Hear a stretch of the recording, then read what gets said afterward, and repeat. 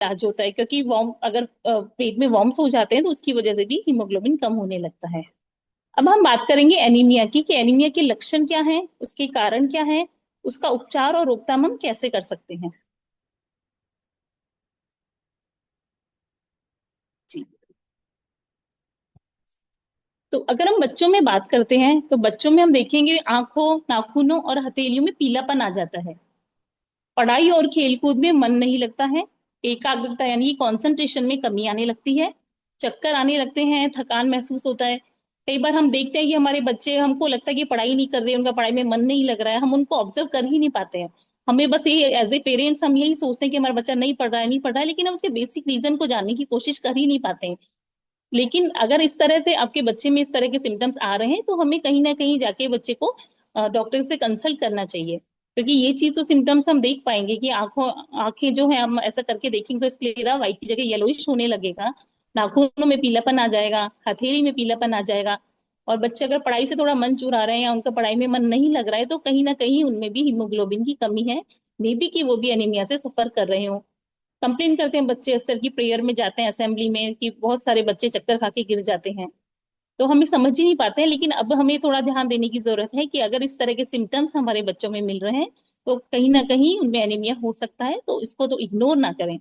बच्चे थकान महसूस करेगा। अभी हमको लगेगा कि बच्चा दिन में सोता रहता है, पढ़ता है, हम बच्चे एज ए पेरेंट बच्चे के पीछे पड़े रहते हैं कि पढ़ाई नहीं कर रहा है, पढ़ाई नहीं कर रहा है, कुछ फिजिकल एक्टिविटी नहीं कर रहा है। वो फिजिकल एक्टिविटी करेगा कैसे, उसके अंदर वीकनेस है, लेकिन हम इस चीज को समझ ही नहीं पाते हैं। नेक्स्ट हम बात करेंगे किशोरियों में एनीमिया की पहचान। किशोरियां जो गर्ल्स आफ्टर 13 ईयर्स जो प्यूबर्टी एज होती है उसमें, कि उसमें जनरली क्या होता है कि भूख नहीं लगती है, जल्दी थक जाती हैं, सांस फूलने लगता है। मतलब हम बहुत एज ए पेरेंट्स हम बोलते रहते हैं कि खाना खा लो, खाना खा लो, लेकिन हमें लगता है कहीं ना कहीं वो डाइटिंग, क्योंकि 13 के बाद में गर्ल्स जो होती है अपनी फिटनेस को लेके बहुत कॉन्शियस हो जाती हैं। तो हमको लगता है कि उस वजह से नहीं खा रही है, लेकिन कहीं ना कहीं इसके पीछे हिडन कॉज होता है एनीमिया। इसकी वजह से उनको भूख नहीं लगती है, थकावट जल्दी होने लग जाती है। थोड़ा बहुत चलने में, सीढ़ियां चलने में भी उनको सांस फूलने लगती है। आंखों की निचली पलक के अंदर के हिस्से का नीचे का हिस्सा वाइट पड़ने लग जाता है। वो हम इजीली ऑब्जर्व कर सकते हैं। नाखूनों का सफेद और फीका पड़ना, जो नेल्स नॉर्मली पिंकिश कलर के होते हैं, लेकिन हम अगर ऑब्जर्व करेंगे तो येलोइश या व्हाइटिश नेल्स होने लगते हैं। तो जीभ का सफेद होना और जीभ का फीका होना, अगर हम उनकी टंग ऑब्जर्व करेंगे तो टंग जो नॉर्मली येलो रेडिश कलर की जो होती है, पिंकिश रेडिश कलर, लेकिन एनीमिक पेशेंट के अंदर सफेद रंग की जीभ दिखाई देती है। पैरों में सूजन आना, इसका हम पता कैसे लगाएंगे। हम अपनी फिंगर से अगर ऐसे प्रेस करके देखेंगे तो एक छोटा सा गड्ढा हमको दिखाई देगा, जिसे हम पिटिंग एडिमा बोलते हैं। जिन लोगों में भी अगर एनीमिया की कमी होती है उनके पैरों में सूजन मिलती है। पैरों में सूजन तो और भी कई बीमारी में मिलती है, लेकिन एनीमिया का ये एक मेन सिम्टम है। उसके लिए हम चेक कर सकते हैं, ये फिंगर से प्रेस करके देखेंगे और हमको लगता है कि स्लाइडली एक पिट बन रहा है, गड्ढा बन रहा है, उसे पिटिंग एडिमा मिलता है। एक बहुत मेन सिम्टम माना जाता है एनीमिया के बारे में। अब हम बात करते हैं मेल में, जो पुरुषों में हम कैसे पहचानेंगे। वैसे तो एक नॉर्मल सिम्टम्स है, लेकिन हमको क्या लगता है कि सिर्फ एनीमिया जो है सिर्फ फीमेल में ही हो सकता है। नहीं नहीं, जेंट्स में भी बहुत ज्यादा एनीमिया पाया जाता है, लेकिन शायद हम इनको पहचान नहीं पाते हैं या इग्नोर करने लगते हैं। तो एनीमिया के सिम्टम्स क्या होते हैं।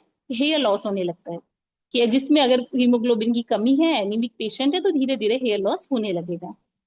आई येलोइश होने लगेगी, स्क्लेरा व्हाइट की जगह येलो होने लगेगा। हार्ट में चेस्ट पेन और इरेगुलर हार्ट बीट्स, चेस्ट में पेन होने लगेगा, जो हार्ट बीटें नॉर्मल नहीं रहेंगी। टैकीकार्डिया ब्रेडिकार्डिया होता है, ब्रेडिकार्डिया में लो होने लगती है हार्ट बीट, और टैकीकार्डिया में बहुत ज्यादा बढ़ने लगती है। स्किन स्किन पेल होने लगती है, ये कॉमन सिम्टम है, जो हर एज ग्रुप में यही सिम्टम मिलेगा कि स्किन पेल होने लगेगी। स्प्लीन एनलार्जमेंट, स्प्लीन जिसे हम हिंदी में तिल्ली कहते हैं, उसका साइज बढ़ने लगता है। सेंट्रल नर्वस सिस्टम पे क्या इफेक्ट पड़ता है एनीमिया का। तो फटीग, डिजीनेस, मेमोरी प्रॉब्लम, यानी कि फटीग यानी थकावट होना, डिजीनेस यानी चक्कर आते रहना, मेमोरी प्रॉब्लम, हम कुछ याद ही नहीं कर पाएंगे। ऐसा अगर किसी की प्रॉब्लम है तो ज्यादा लॉन्ग टाइम तक मेमोरी पे भी इसका इफेक्ट पड़ेगा। मस्कुलर वीकनेस, मसल्स वीक होने लगेंगी। रेस्पिरेटरी सिस्टम पे क्या इफेक्ट पड़ता है।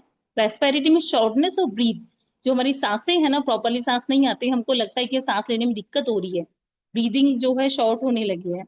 इंटेस्टाइनल चेंजेस, तो चेंजेस स्टूल कलर, स्टूल का जो कलर है वो येलोइश होने लगेगा। स्टूल पे भी हम ऑब्जर्व कर सकते हैं, स्टूल का कलर नॉर्मली नहीं रहेगा, थोड़ा व्हाइटिश येलो होने लगेगा। और सिम्टम्स की तरफ हम बढ़ते हैं तो और सिम्टम्स हम देखते हैं कि फेंटिंग एंड फटीग, बहुत ज्यादा थकावट होना, बहुत ज्यादा ऐसे लिथार्जी टाइप होना, चक्कर आने जैसी फीलिंग रहना, angina and heart attack. Angina जो होता है एक पेन होता है जिसमें जो हार्ट की मसल्स है उनको प्रॉपर ऑक्सीजन और ब्लड सप्लाई नहीं मिल पाती, जिसकी वजह से हमारे हार्ट एरिया में, हार्ट रीजन में पेन होने की संभावना रहती है, पेन के चांसेस रहते हैं। स्प्लीन एनलार्जमेंट होता है, स्किन येलोइंग, रेस्पिरेटरी सिस्टम मैंने बताया कि शॉर्टनेस ऑफ ब्रीदिंग होने लगती है इसमें, डाइजेशन पे भी इफेक्ट पड़ता है, चेंजेस इन स्टूल कलर में भी चेंजेस आते हैं, और मसल्स में पेन रहता है, मस्क्यूलर पेन हमेशा बना रहता है, थकावट सी लगेगा कि बस कोई मसाज करता रहे, पेन इतना होता है मसल्स में। तो ये भी एक सिम्टम है एनीमिया का।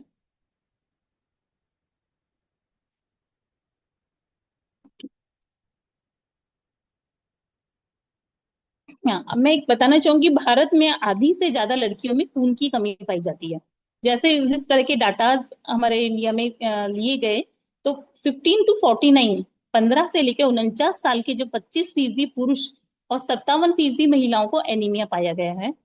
और 15 से 19 के 31% लड़के और 59% लड़कियां, 15 से 19 के 31% लड़के और 59% लड़कियों में एनीमिक पाई गई। 15 से लेकर 49 साल की 52% प्रेग्नेंट महिलाओं में एनीमिया की शिकार पाई जाती हैं। और 6 से लेकर 59 महीने के 67% से ज्यादा बच्चे एनीमिया की चपेट में हैं। ये जो डाटाज हमारे इंडिया में कलेक्ट की है उसके बेस पे है। और पुरुषों में 4 में से 1 पुरुष में खून की कमी पाई जाती है। लेकिन हम लोग इतना सीरियसली ले ही नहीं पाते हैं, क्योंकि हमारे पुरुष, एक कोटेशन जो मैंने पढ़ा था उसमें ये मैंने देखा कि कुछ इस प्रकार से था कि जो घर का जो पुरुष होता है वो हर दिन ठंडा खाना खाता है, क्यों? क्योंकि वो अपने परिवार को गर्म खाना खिला सके। तो ये कोटेशन मतलब मेरे को हार्ट टच कर गया है, क्योंकि बहुत अच्छा ये कोटेशन मुझे लगा। क्योंकि जो हमारे घर के पुरुष हैं सुबह निकलते हैं, शाम तक घर पहुंचते हैं, टिफिन लेके जाते हैं, खाना ठंडा जैसा भी मिला है घर में रहने के बाद तो वो अच्छा खाना खा सकते हैं, सैलेड वगैरह सारी चीजें हम उनको प्रोवाइड करा सकते हैं। लेकिन जो बाहर जाते हैं ड्यूटी पे, लंच बॉक्स लेके जाते हैं, और जब लंच होता है तो ठंडा खाना उन्हें खाना पड़ता है, तो इसका भी बहुत इफेक्ट पड़ता है। तो 4 में से 1 पुरुष में भी खून की कमी पाई जाती है। जनवरी 2015 से दिसंबर 2016 तक यह शोध 1.6 लाख पुरुषों पर किया गया, 1.6 लाख जो मेल के ऊपर ये ऑब्जर्वेशन किया गया, उसमें पाया गया कि 4 में से 1 पुरुष में खून की कमी पाई जाती है। 15 से 54 वर्ष की उम्र के पुरुषों में 23.2 को एनीमिया से पीड़ित पाया गया। यानी 15 से लेकर 54 की एज ग्रुप जो होती है उसमें 23% 2 लोगों में एनीमिया पाया गया। तो एनीमिया के पीड़ित माइल्ड और मॉडरेट सीवियर तीनों कैटेगरी में मिले हैं। मतलब एनीमिया की 3 कैटेगरीज होती हैं, एक माइल्ड जिसमें स्टार्टिंग जो होती है इनिशियल स्टेज, देन मॉडरेट जो मिडिल वाली जो स्टेज होती है, और सीवियर, सीवियर जो बहुत ज्यादा खतरनाक होती है, बहुत हाई रेंज की जो होती है उसे सीवियर कैटेगरी। तो पुरुष में भी ये तीनों कैटेगरी मिलती हैं। यह study national family health survey के चौथे राउंड के रिजल्ट पर आधारित थी। जो ये रिजल्ट लिया गया, नेशनल फैमिली हेल्थ सर्वे किया गया, उसमें हमें रिजल्ट देखने को मिला। अभी आप सोच रहे होंगे कि मैंने एनीमिया ही क्यों सेलेक्ट किया, और भी मैं टॉपिक ले सकती थी, लेकिन मैं आपको एक मेरा पर्सनल एक्सपीरियंस बताना चाहूंगी कि मेरी जॉब यहाँ पे है, मेरे हस्बैंड बाहर रहते हैं अजमेर में, और मेरे बहुत सारी रिस्पॉन्सिबिलिटीज ही हैं, ड्यूटी है, बच्चे हैं, और 2022 लगभग 1.5 साल तक मेरे घर का कंस्ट्रक्शन चला। तो मैं इतनी ज्यादा बिजी हो गई थी कि बच्चों को संभालना, देन छोटी बेटी मेरी 1 ईयर की ही थी, बच्चों को संभालना, जॉब करना, और फिर घर का कंस्ट्रक्शन का पूरा हिसाब किताब सब कुछ देखना। डॉक्टर साहब मंथ में 1-2 बार ही आना हो पाता था। मैं अपने आप को इतना ज्यादा भूल गई कि मैं अपने आप पे ध्यान देना ही बंद कर दिया मैंने। इतना बिजी में हो गई थी, एक डॉक्टर होने के बावजूद भी, मतलब ये कंडीशन जो मेरे साथ हुई। And then last year March April में मैंने देखा कि मेरे अंदर काफी कुछ वीकनेस मुझे फील होने लगी। पैरों में जो भी है अभी एक्सप्लेन किया, पिटिंग एडिमा रहने लगा, और भी कुछ प्रॉब्लम्स होने लगी, चक्कर आने लगे, बस दिन भर लगता था कि बस थकावट सी, बस रेस्ट करती रहूं मैं। मुझे डॉक्टर्स को कंसल्ट किया तो मैंने सारे टेस्ट भी करवाए, डायबिटीज का थोड़ा लग रहा था कि कहीं डायबिटीज तो नहीं है, थायराइड तो नहीं है, सारे टेस्ट नॉर्मल थे। मैंने सोचा ही नहीं था कि एज ए डॉक्टर, मैं डॉक्टर होकर भी जब मैंने एचबी टेस्ट करवाया तो पता लगा कि मेरा खुद का एचबी ओनली 7 ग्राम रह गया था। अभी आप सोच सकते हैं कि एक डॉक्टर जो सबको ज्ञान देते हैं, फिट रहने के लिए, हेल्दी रहने के लिए, लेकिन मेरे खुद वो कहते हैं ना चिराग तले अंधेरा, वो वाली बात मेरे साथ हुई। जब रिजल्ट मैंने देखा तो मतलब मेरे तो होश उड़ गए। मैं इतना शॉक हुई कि एक डॉक्टर होके मेरा खुद का एचबी ओनली 7 ग्राम, बड़ा। और जो डॉक्टर साहब है मेरे हस्बैंड ने, उनने तो जो मेरी वाट लगाई कि एक तुमने तो नाक ही कटवा दी, एक खुद डॉक्टर हो, एक सर्जन की बीवी हो, उसके बावजूद तुम्हारा एचबी ओनली 7 ग्राम। तो बहुत ज्यादा मुझे इसके लिए डांट भी पड़ी। और इसका एक रीजन मैं आपको शेयर करना चाहूंगी, क्योंकि हमारे घर की जो महिलाएं हैं, एक एक सिंपल सा रीजन ये है कि वो अपनी फैमिली के लिए हमेशा एक टांग पे खड़ी रहती है, मैं कह सकती हूँ ये बात। क्योंकि वो अपनी फैमिली के लिए सब अच्छे से अपने मन से बनाएंगी, खिलाएंगी अपने सास ससुराल वालों को, पति को, बच्चों को। लेकिन कहीं ना कहीं वो सबकी सेवा करते करते अपने आप को इग्नोर करने लग जाती हैं। मैं यहाँ रहती हूँ, मेरे 2 बच्चों के साथ में रहती हूँ, तो मेरे साथ भी सेम चीज हुई कि जो बच्चों ने खाया वो बना लिया। अकेले होते हैं तो हम थोड़े लेजी भी हो जाते हैं, केयरलेस हो जाते हैं थोड़े से। और जो इंसान 12.5 साल में 12.5 साल हॉस्टल में रही हूँ, हॉस्टल में मेरी लाइफ बीती है, तो हॉस्टल में रहने वाले नॉर्मली हो जाते हैं थोड़े केयरलेस। ठीक है, जो मिला ठीक है, ज्यादा ऐसा नहीं करना, ज्यादा चूजी नहीं होना खाने पीने में। तो वो सेम चीज मेरे साथ हुई, जो मैं बच्चे खाते थे वो बना लेती, बच गया तो खा लिया, नहीं खाए तो कोई नहीं, काफी मैं लेजी होने लगी थी। इसका इफेक्ट मेरी बॉडी पे पड़ा, और इस प्रकार पड़ा कि मुझे आयरन सुक्रोज के 5 इंजेक्शन लगे हीमोग्लोबिन बढ़ाने के लिए। ये एक बहुत ही शॉकिंग था, क्योंकि ऐसा जनरली होता नहीं है कि खुद एक मेडिको हो, डॉक्टर हो, और उनके साथ में इस तरह की सिचुएशन हो रही है। तो मैंने तब से सबक लिया कि नहीं, अब मैं अपनी बॉडी का बहुत ध्यान रखूंगी, और खाने पीने में बिल्कुल भी लापरवाही नहीं करूंगी। और अब मैं जो इस वाकये के थ्रू मैं ये मैसेज देना चाहती हूँ, हमारी महिलाएं जो भी इस ग्रुप में जुड़ी हुई हैं, कि प्लीज अपने आप को इग्नोर ना करें। अगर आप स्वस्थ हैं तो ही आप अपने पूरे परिवार का ख्याल रख सकती हैं। क्योंकि महिला के पीछे ही कहते हैं ना कि एक पुरुष और महिला दोनों ही गाड़ी के 2 पहिए होते हैं। अगर हम फिट हैं तभी हम अपने बच्चों का, परिवार का, ससुराल वालों का ख्याल रख पाएंगे। तो अपने आप को इग्नोर ना करें, हेल्दी डाइट लें। अब हम देखते हैं कि हम किस तरह से कौन सी चीजें खाएं कि हमें आयरन बढ़े। Home remedies. होम रेमेडीज कौन कौन सी हो सकती हैं जिनको खा के हम अपना हीमोग्लोबिन लेवल में ला सकते हैं? होल ग्रेन्स, जो साबुत अनाज जिसे हम स्प्राउट के रूप में ले सकते हैं, जैसे चना है, सोयाबीन है, इस तरह की चीजें। टमेटोज, टोमेटो जो होते हैं, टमाटर, उनमें बहुत अच्छा आयरन रिच होता है और विटामिन सी भी होता है। और मैं आपको बताना चाहूंगी कि जिन लोगों में भी एनीमिया की कमी पाई जाती है, तो उनको विटामिन सी लेना भी बहुत जरूरी होता है। कई बार ऐसा होता है कि हम आयरन रिच डाइट लिए जा रहे हैं, लेकिन वो हमारी बॉडी पे इफेक्ट नहीं कर रही है। क्यों? उसके पीछे क्या कारण है? तो विटामिन सी बहुत जरूरी है। विटामिन सी की जो होता है, उसी की वजह से आयरन का एब्जॉर्प्शन हो पाता है। अगर आप आयरन रिच डाइट ले रहे हैं तो हमें खट्टे फल, खट्टी चीजों का सेवन भी करना बहुत जरूरी है, जैसे आंवला, टमाटर, नींबू, मौसमी संतरा, इस तरह की चीजें। अगर हम साथ साथ विटामिन सी डाइट लिए लेते जा रहे हैं तो आयरन का बहुत अच्छा एब्जॉर्प्शन होगा, और उसका बहुत अच्छा रिजल्ट हमें देखने में मिलेगा।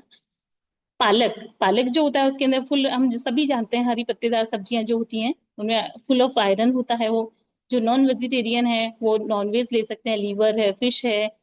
Beetroot and Apple juice, beetroot यानी जिसे हम चुकंदर कहते हैं, एप्पल का जूस ले सकते हैं। और डेट्स यानी खजूर, खजूर बहुत अच्छा एक आयरन रिच फूड है, उसको हम विंटर में जो मिलता है उससे आयरन लेवल बहुत अच्छा इंप्रूव होता है। नट्स, जितने भी ड्राई फ्रूट्स हैं, मटर है, बीन्स हैं, बनाना है, पोमेग्रेनेट है। एक बात और मैं बताना चाहूंगी, जैसा मैंने ऑब्जर्व किया, बहुत सारे पेशेंट हमें रूरल एरियाज के मिलते हैं। तो जब हम उनको पता लगता है कि, क्योंकि स्पेशली प्रेगनेंसी में होता है कि जब उनका एचबी टेस्ट, नॉर्मली तो कोई करवाता ही नहीं है एचबी टेस्ट, क्योंकि इतने अवेयर है ही नहीं हम लोग। जब प्रेगनेंसी की बात आती है तब वहां तो कंपलसरी होता है। पता लगता है कि हीमोग्लोबिन बहुत लो है। तो जब उनको बोला जाता है कि भाई अपना ध्यान रखो, ये तुम क्या कर रहे हो, कि कुछ खाओ पियो, क्योंकि उन लोगों में इतनी ही नॉलेज है, वो बोलते हैं अरे मैडम, हम कहाँ से खाएंगे आयरन की चीजें, एप्पल है, अनार है, सेब है, हमको तो सब्जी तक 2 टाइम की सब्जी मिलना ही बहुत मुश्किल हो जाता है। तो ये एप्पल अनार खाना तो हमारे बस की बात नहीं है। क्योंकि एक जो मेरा ऑब्जर्वेशन है, मैंने जो नोटिस किया है कि आयरन एनीमिया के बहुत सारे रीजन है, जिसमें एक रीजन ये भी है कि लैक ऑफ नॉलेज। क्योंकि बहुत से लोगों को पता ही नहीं है, वो लोगों को सोचते हैं कि सिर्फ अनार है, सेब है, ऐसे महंगे फलों में ही आयरन मिलता है। लेकिन उन्हें ये नहीं पता कि बहुत सारी जो देशी चीजें हैं, सिंपल चीजें, गेहूं का दलिया, बैंगन की सब्जी, हरे पाल पत्तेदार सब्जियां, आप लोहे की कढ़ाई में पकाइए, तो बहुत सारी सिंपल चीजें हैं जो हम इजीली कर सकते हैं, जो डेली यूज में हम इनको यूज कर सकते हैं, इसमें बहुत ज्यादा कॉस्ट नहीं लगती है। अगर हम इनका सही से इस्तेमाल करें तो अभी हम अपना हीमोग्लोबिन लेवल इंक्रीज कर सकते हैं। तो ये सब अवेयरनेस वाली बात है, उनको यही नहीं पता, वो बस ये सोचते हैं कि बस अनार खाएंगे, सेब खाएंगे तो ही हमारा हीमोग्लोबिन बढ़ेगा। लेकिन ये हम सभी को नॉलेज होनी चाहिए इतनी कि हरे पत्तेदार सब्जियां खाइए, आप बैंगन है, गुड़ खाइए, सर्दियों में गुड़ एक बहुत अच्छा आयरन रिच डाइट होती है, उससे आयरन बहुत अच्छे से इम्प्रूव होता है। नेक्स्ट हम देखते हैं और भी इसमें चीजें हैं, स्पिनच, पालक हो गया, सोया बीन्स जो होती हैं, होल ग्रेन ब्रेड्स जो होती हैं, ओट मील, ओट जो मील होता है, ओट मील का जो दलिया मिलता है मार्केट में भी, रेड मीट है, पीनट बटर, बीटरूट, ये सब चीजें। और घर पे हम कुछ चीजों को लेकर अपना कैसे इंप्रूव कर सकते हैं, तो सफेद या गुलाबी की बजाय लाल अनार बेस्ट होते हैं। मार्केट में अनार तो हर सीजन में अवेलेबल होते हैं स्टोरेज के, लेकिन अनार परचेज करते समय हमें इस बात का ध्यान रखना है कि अनार जो सफेद या गुलाबी रंग के होते हैं उनमें हीमोग्लोबिन कम इफेक्ट करता है वो। एकदम कोशिश करें कि रेड वाला अनार जो होता है वो अनार लें। रात को एक गिलास पानी में 2 चम्मच देसी गुड़ डालें, सुबह चुटकी भर सौंठ मिलाकर पिए। रात को हम गुड़ को भिगो के रखते हैं पानी में और सुबह सौंठ मिला के पीते, सो हीमोग्लोबिन इंप्रूव होता है। खाने की बजाय काले तिल और गुड़ की चिक्की खाएं। जो काला तिल जो होता है वो बहुत अच्छा एक सोर्स है, गुड सोर्स है आयरन रिच डाइट का। तो खाने के बाद 2-2 चम्मच काला तिल चबाकर खाएं। चुकंदर, आंवला और चुकंदर का जूस लें। चुकंदर, आंवला और चुकंदर का जूस आप मिला के ले सकते हैं। जब भी हम जूस बनाए तो कोशिश करें उसमें आंवला जरूर इस्तेमाल करें, जैसा मैंने अभी बताया, विटामिन सी का सोर्स होता है, विटामिन सी की वजह से आयरन का एब्जॉर्प्शन बढ़ेगा। महिलाएं 2 कप, किशोरी 1 कप ये जूस ले सकती हैं। कच्चा आंवला सुखाकर भी हम इस्तेमाल कर सकते हैं। सोने से पहले 1 चम्मच मेथी दाना को पानी के साथ लें। जो मेथी दाना है वो बहुत एक आयरन रिच सोर्स होता है। सोने से पहले हम 1 चम्मच मेथी दाना पानी के साथ ले सकते हैं। एक केला रोज ले सकते हैं, केले में भी एक आयरन बढ़ता है केरल से। रोज छोले, राजमा, उड़द की दाल, ये सब बीन्स जो होती है, हरे जो मूंग की दाल होती है, ये सब चीजें जो है आयरन रिच डाइट होती है, और इनको इस्तेमाल करके हम अपना आयरन लेवल इंप्रूव कर सकते हैं। मैं आपको एक चीज और बताना चाहूंगी कि मेरी बहुत सारी फ्रेंड्स हैं, ऑलमोस्ट डॉक्टर हैं, दिल्ली में भी उनका एक मेरी फ्रेंड है, उसका क्लब चलता है वेट लॉस के लिए। तो उनका एक अलग ही सिस्टम है, उन्होंने मुझे बोला कि आइए आप भी ज्वाइन कीजिए। तो मैंने पूछा आपका क्या प्रोसीजर है, किस तरह से आप करवाते हैं। उन्होंने बोला कि हमारा पूरा दिन का एक शेड्यूल चलता है कि सुबह आपको ओट्स मील का चीला लेना है, देन जूस लेना है, देन बहुत सारी उनकी टाइम टेबल ऐसे सेट है कि पूरा दिन उनको कुछ ना कुछ एक अल्टरनेट टाइम पे खाते रहना है।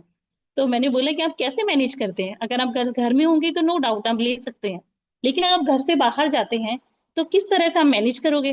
तो बोला नहीं, हम जब भी जाते हैं तो अपने साथ में सब चीजें लेके जाते हैं। फिर मैंने उन्हें बताया कि हमारी एक अलग कम्युनिटी है, हमारा एक क्लब चलता है जिसमें हमें इतना तामझाम करने की कोई दिक्कत नहीं है, कोई झंझट नहीं है। बस एक गिलास शेक में ही जो चीजें तुम बता रहे हो, कंप्लीट एक गिलास शेक में हमें पूरे न्यूट्रिशन की पूर्ति हो जाती है। तो वी आर सो ब्लेस्ड कि हम एक ऐसी कम्युनिटी का हिस्सा हैं जिसमें हमें Formula 1 जैसे, जिसमें हमें 9 फ्लेवर्स मिल जाते हैं, कि जितना भी न्यूट्रिशन हम सभी जानते हैं फिट रहने के लिए, अच्छा हेल्दी डाइट लेनी है, फल फ्रूट सैलेड, कर्ड, दही, मिल्क, अगर हम ये सब नहीं ले पाते तो हमारे लिए एक बहुत अच्छी बात है कि हम एक गिलास शेक, जो हमारा Formula 1 जो है, एक गिलास शेक में इस सब चीज की पूर्ति हो जाती है। आप उसमें पूरी रिक्वायरमेंट, हमारी जो बैलेंस डाइट जिसे हम कहते हैं, अब इतनी सारी चीजें लेना तो मुझे लगता है कि हर किसी के लिए पॉसिबल नहीं होता है, पॉसिबल हो तो भी इतना टाइम नहीं होता है। लेकिन हमारा जो, वी आर सो ब्लेस्ड, मैं बार बार कहना चाहूंगी, क्योंकि जब मैं इस कम्युनिटी से जुड़ी, मुझे 11 महीने हो गए, और मैं ब्रेकफास्ट में भी इसे यूज करती हूँ और रात को डिनर में भी इसे यूज करती हूँ। पहले ड्यूटी जाने से पहले मैं पराठा या पोहा इस तरह की चीजें खा के जाती थी। कभी कभी तो होता था कि टाइम नहीं होता तो कि भूखे भाग जाती थी। लेकिन ये शेक आने के बाद से, जब से मेरे, इससे पहले मैंने हर्बल लाइफ का नाम नहीं सुना था, अभी लगभग 11 महीने पहले ही मैंने इसे सुना, तब से मैं इसे हर दिन अपना रही हूँ। ब्रेकफास्ट में भी मैं इसे यूज करती हूँ, तो मेरे लिए बहुत इजी भी हो गया है, और दिन भर मैं फिट रहती हूँ, एनर्जेटिक बनी रहती हूँ। पहले होता था कि ड्यूटी जाके आए बस पड़ जाओ, ऐसा होता था कि रेस्ट चाहिए, और फिर बच्चे, फिर ड्यूटी, देन बच्चों को पढ़ाना करना, तो बहुत ही हेक्टिक लाइफ शेड्यूल हो गया था। मैं बताना चाहूंगी कि मेरा वेट 70 kg था। मैं बहुत ज्यादा ओवरवेट तो नहीं थी, लेकिन मैं कहीं ना कहीं सेटिस्फाइड भी नहीं थी। मुझे न्यू न्यू ड्रेसेस का, अच्छे अच्छे ड्रेसेस लेने का, शॉपिंग का बहुत शौक है। लेकिन एक होता है ना, जब तक आदमी इंटरनली अपने आप से सेटिस्फाइड नहीं होता है तब तक वो बाहर से भी खुश नहीं रह सकता है। भगवान की जैसे एक अच्छा घर है, गाड़ी है, हस्बैंड है, सब कुछ है, लेकिन कहीं ना कहीं अगर आदमी अपनी अपने आप से सेटिस्फाइड नहीं है ना, तो ये चीजें कहीं काम नहीं आती। अगर आप फिट हैं और अच्छे बॉडी है आपकी, तो आप एक सस्ते कपड़े में भी बहुत सुंदर दिखोगे। और आपके पास फिटनेस नहीं है तो आप ब्रांडेड, कितना भी ब्रांडेड पहन लो, आप तो अपने आप से सेटिस्फाइड हो ही नहीं सकते हो। तो मैंने इस क्लब को आने के बाद में मेरा 7 to 8 kg वेट रिड्यूस किया है, और एक लाइफ स्टाइल में भी बहुत चेंज किया है। पहले मेरे को शायद याद नहीं कि मैं कभी 5 बजे उठी हूँ। इनफैक्ट जब मुझे कहीं बाहर जाना पड़ा होगा शायद, तभी मैं कभी बाहर 5 बजे उठी होंगी। और एक कहते हैं ना कि अगर एक वुमेन जो होती है, एक लेडी जो है, अगर सुबह जल्दी उठना सीख जाए तो सबसे ज्यादा कौन खुश होता है? कौन खुश होता है सबसे ज्यादा? अपनी सास। पहले मेरी सास मुझे बोलती थी अरे ये तो उठती ही नहीं है, सास आवाज लगाती थी। लेकिन जब से मैंने कम्युनिटी ज्वाइन किया है, तब से मैंने जल्दी उठना सीख लिया है। अभी टाइम मेरा ऐसा हो गया है कि सुबह 4 या 4:30 बजे उठ के मैं बच्चों के लंच की ऑलमोस्ट प्रिपरेशन करके, नहा धो के फिर सेशन में, वर्कआउट सेशन को ज्वाइन करती हूँ। और एक बहुत सारे टेंट्रम्स जो होते थे कि भाई बच्चे लेट हो जाते थे, लेट होने की वजह बच्चे भी थोड़ा सा इरिटेट होते, मम्मा आप खुद लेट उठते हो। तो फिर हम भी लेट हो जाते हैं, वैन वाला हॉर्न बजा रहा है बार बार।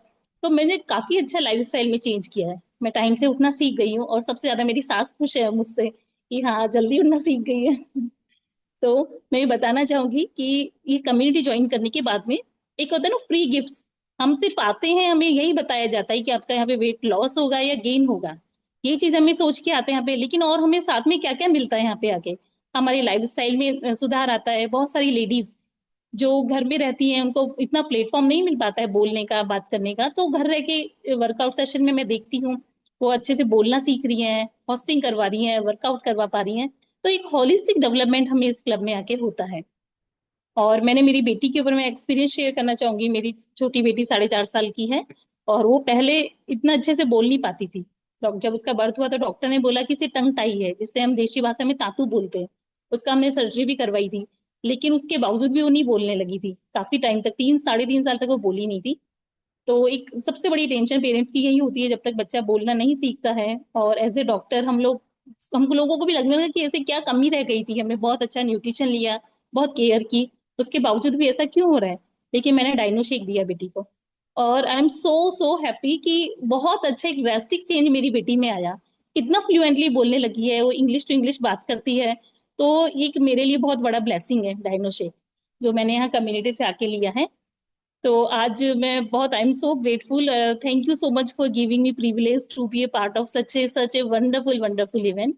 सो thank you so much sir, मुझे इनवाइट करने के लिए और एक अपॉर्चुनिटी देने के लिए, ताकि मैं आप सभी के बीच में आज ज्वाइन कर पाई हूँ। So that's all. Thank you thank so you much. So much ma'am, thank you so much. Ma'am के लिए एक बार जोरदार क्लिपिंग करेंगे, और एक बार स्क्रीन पे जाकर के हार्ट रिएक्शन भी बहुत ही जबरदस्त तरीके से बताया। और हम दो तीन क्वेश्चन पे चर्चा करेंगे मैम से। मैम डॉक्टर रहते हुए भी आपने हमारी कम्युनिटी में बिलीव किया, और आपको जैसे आपके कोच ने बताया तो आपको नहीं लगा क्या कि हम तो डॉक्टर हैं, हम तो सब कुछ जानते हैं,